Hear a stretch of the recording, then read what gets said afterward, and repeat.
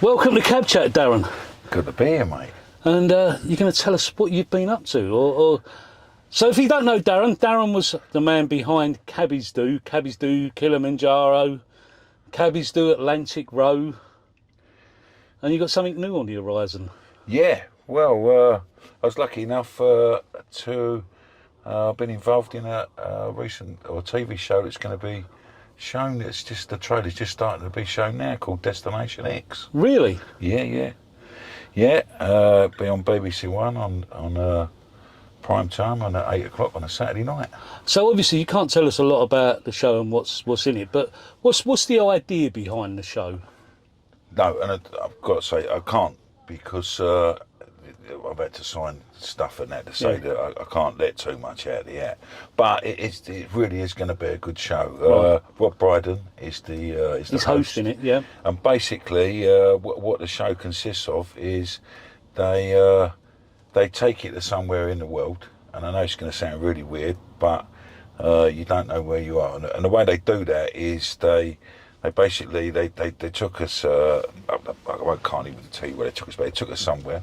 Then they put these, the sort of cyber glasses, the big white glasses, put them on us, put some headphones on us. They then transported us in a way where we went far quickly in 2 hours. We was then taken off that transport, still with all the, so we didn't know where we was, couldn't see, couldn't hear. And then we was put on a bus with no windows, and then driven 6 hours somewhere. And basically, what the nature of the show is you'll get off. Obviously, you don't know where you are. You'll get off. You'll try and recognise where you are by like landscapes, foliage, architecture, and do challenges. If you do well in a challenge, you'll receive a clue. You're with other people on the bus, and you either you choose to help the other people and perhaps team up and share your clues, or they share their clues with you, or you can sort of give them a bit of a bum steer so that they think we might be somewhere. Sort of throw them off the scent. Yeah. It's a sort of mix between Race Across the World and Traitors. Really. Oh, right. Yeah. That sounds really interesting. Well, I think it's on BBC One on Saturday night, so it ain't going to be a load of rubbish. But it was really fun filming it, and. Yeah, there's some great shots in it. That some of the places where we ended up, where we were, are breathtaking. I can tell you that. Gobsmackingly beautiful, remote. They weren't all remote, but yeah. So previously you did Kilimanjaro twice. I did. Yes. And obviously that was quite well documented, and there was a few of you did it the first time. Was it 4 of you? And then how many was it done it the second time? So the 3 of us went back and done it again. Well, we done Maru and Killy back to back, and then we had 10 cab. We met 10 cab drivers. So there was 13 of you that did it in the end. Yeah, which was at the start. Before COVID, a lot more cabbies had signed up to do it. Yeah. But obviously, with the financial pressures of COVID and that, quite a few dropped out. But yeah, 10 still went and done it, and a fantastic experience. I recommend anyone, to go and do something like that. It don't matter how. We're not exactly. More. Speak for yourself. More Mexican wrestler than. More sumo wrestler than mountain climber. Yeah, tell me about it, mate. But that don't mean if you want to go and do something, that's all we've done. And that was one of the things that really drove us on, to do that. At the end of the day, we're all cab drivers. Yeah. Like a bacon sarnie and a pint of beer. But it don't mean if you're right up here and you train enough, the sky's the limit to what you can go and do. Yeah. The thing that I've found most, because you've just been telling us some stories about doing Atlantic Row, and so initially there was 4 of you going to do it. One pulled out, and then you got someone else in, and then there was still 4 of you, and then obviously John had to fall out due to sad circumstances. Yeah. So there was just the 3 of you, Stuart, and Bob. Bob, yeah. And so you were saying that You'd never ever rowed a boat before in your life? No. That's the gospel truth. When the idea came about, I contacted a guy and said, look, I'm interested in rowing the Atlantic. Like, what have I got to do? He said, look, how much of experience have you got? I said absolutely none. No. So he gave me a few numbers on that, which I contacted, and I spoke to a couple of people, which he gave me, obviously. And then 3 days later, he phoned me back. This was, he actually had his own ocean guy rowing boat. And he phoned me back. He said, look, I've had a look at your Instagram, your Cabbies Do Instagram site. I love the charities that you're raising money for. He said, and he seemed like sort of, are you all right and that? He said, if you're serious about rowing the Atlantic, I'll lend you my boat. So that was it, and that was the hook then. And yeah, we just sort of run with it from there. So a lot of people might be under the misconception that, you know, it was a couple of days to row across the Atlantic. Just tell everyone, from the time of leaving the UK, yeah, to the time of getting back to the UK, how long was that? So we was a month in Lanzarote getting the boat ready. I know that seems like, but it did. There was loads still to do to the boat. We was 2 months, 60 days rowing across the Atlantic, and actually I only spent 3 days in Antigua and flew straight home. Flew straight home. Yeah. So you're talking about what, just over 3 months? 3 months, yeah. Just over 3 months to row the Atlantic. Yeah. Which is. Don't get me wrong, absolutely fantastic experience. I mean, the things we see, the times we had, and there was dark times, and there was good times, but we've seen some stuff that some people will never ever see, you know. Yeah. But fantastic experience, and again. And I know this sounds a bit excessive, but anyone can go and row the Atlantic. You know, if you really want to do it, it's one of the extreme things in the world that you can still go and do. One of the elite clubs you can still join. In fact, there's more people climbed Everest, there's more people been to space than rowed the Atlantic. Yeah. And it's always a good one around the dinner table. Yeah, but Dale's rowed the Atlantic. And then people look at you and go, "Oh, really?" But that's what it's all about. So the really interesting thing about the whole, because it was a race as such, wasn't it, across the Atlantic? It was the Atlantic Dash, wasn't it? Do you know what, Jamie? It was never meant to be a race. That's why they call it the Atlantic Dash. It's just an achievement, isn't it? It's just a matter of doing it. But you actually won it, didn't you? We did, and the thing is, there was only it's still in its very primary stage. It was Atlantic Dash then, but it's sort of got a lot more popular now. But yeah, there was us and another boat, and there was 2 guys on the other boat. Yeah. And one of them was an elite. What's it called? Like does super marathons and super fit guy. Really, both nice guys. And the other one was a professional ocean rower, and they was in a 2-man boat. And there was obviously us 3. There was meant to be 4 in a boat that had 2 rowing positions. But right from the off, from Marina Rubicon, where we left Lanzarote, they just went. They was gone, and we'd planned to row 2 people at once. But to be honest with you, it was rubbish here. So, and the thing is, when you're on you're going all over the place. It's hard enough, just to do it on the Thames. I should imagine, you know, we had 1 lesson on the Thames, and that we were smashing oars then. So when we got in the boat, we was just kept smashing oars and all that.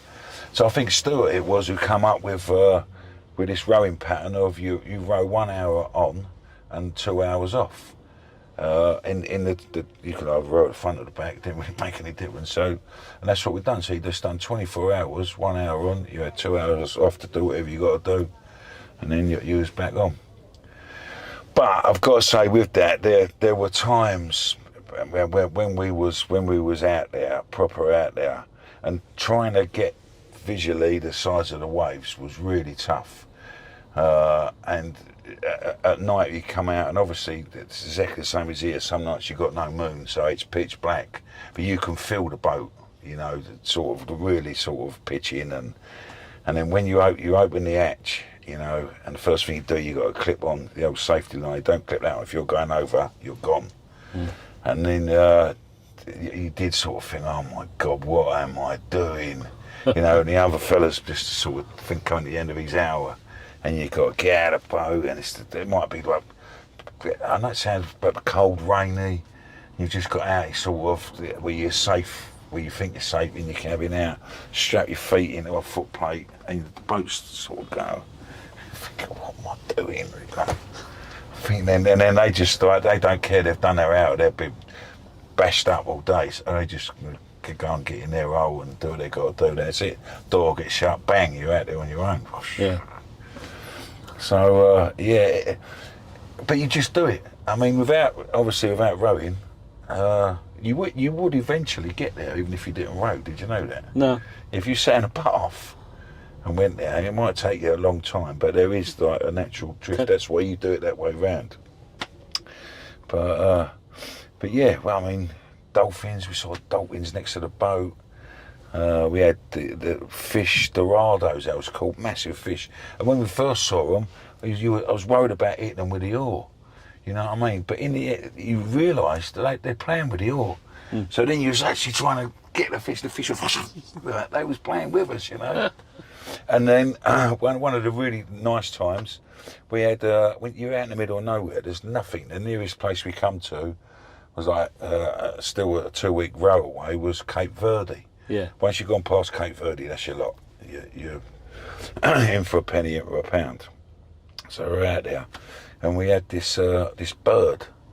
Like, we'd sort of see it, and you'd see it in the mornings, and they'd shout out, I forget what we call. We give it a name like Derek or something, or Derek. You can't pick us up a paper and a pint of milk next time round, could you?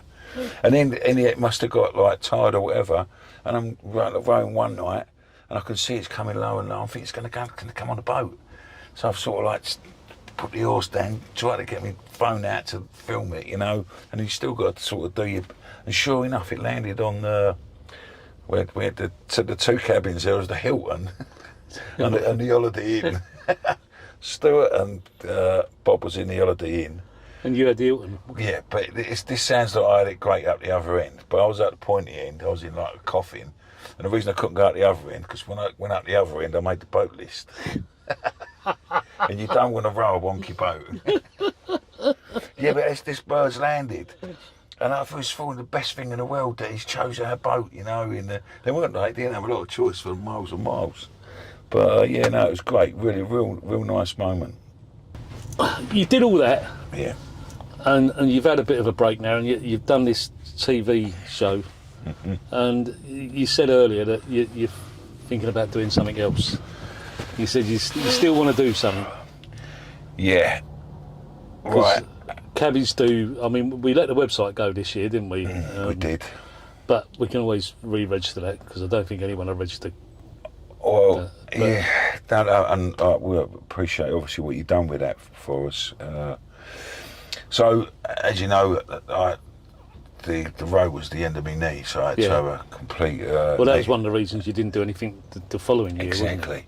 But I'm back where I was, basically. Yeah. I'm back to really overweight, and I've come to realise that... You need to do something again. I know, my missus ain't pleased. But I'm currently... Yeah, I've got the bug again. So, and what I will say is, it won't just be a walking over Shooters Hill or something. It'll be something worth doing. And when we do it, we want as many cabbies to come and do it with us. They know now if we say we're going to do something, we're going to do it. It'll be organised properly, and it'll really be a feather there. They'll be able to put in their cap and say, we've gone and done this. So watch this space. So just so that if anyone that's watching wants to come along with whatever you're going to do, Yeah. what year are you planning towards? I honestly don't know. 27? I honestly don't know. So Be too late for next year now, wouldn't it? So well, yeah, and it's what we've learned by doing the other ones is, one, you can't have too much time, and you because kind of, people you also have can't too much little. time to change their minds. Oh, something comes up and blah blah, and you can't have too little time because we want people to do it. So people that need to get fit, we don't want them to sort of get there. We will, if what we're doing needs training for, it will do. It'll be something where you'll need to be at a certain fitness. We will go and do some training stuff, and we learnt on the other one, people that didn't take the training side seriously as they should do, suffered. It's stupid things, Jamie. Like having a rucksack. Know what you got in your rucksack. If it starts raining, do you got waterproofs? Blah blah blah. Have you got snacks? Do you need a tissue? And where is it? And and some people think, looks like. Yeah. And then we literally got to the foot of Kili, and someone didn't know how to fill their water bottle up or do the sucky, what they call camelback. Yeah. And so embarrassed. We were at the foot of, started with the first day of Kilimanjaro, and someone don't know how to do that. And Most simple things. Yeah, you got other walking groups all. Really, they're going to go and do Kili? They don't know how to do that. So all I will say is, if when we do say what we're going to do, if you do want to do it, go with it with full gusto. Enjoy it, and you will enjoy it more if you're comfortable, if you know what you're doing, and yeah. So what would you say to anyone that's thinking about joining you? Do it. I mean, well, I like to say, not my motto, but I say it a lot. You only get one life. Look after it, but go and live it. Sooner or later, you'll be too old or whatever reason, and you'll think, what, I wish I'd have gone and done that. Well, I won't. At least at some point, I'll be saying. I mean, at the moment, I'm just sort of getting better than that, but. Cool, you know what I mean? I'm glad I've gone and done all that, and I can talk about it, and don't let it wait or stop you. This is a really good thing to get your head round it, get a little bit fitter. Obviously I love beer, I love pie and mash, but for that little time, it's also nice to be fit and standing on the summit of Kilimanjaro where you've walked up there. That feeling, mate.